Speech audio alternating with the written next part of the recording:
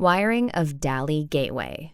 The following shows how to wire and install the 64CH Dali 2 ballast dimming actuator. Let's take a closer look at its components. At the top, we have the Dali signal line. Below that, we have the live and neutral wires for power supply and the bus communication line. The prog button is used for device programming and positioning. In the middle section, there are test buttons to check if the lighting functions are working correctly. Now, let's proceed with the installation process.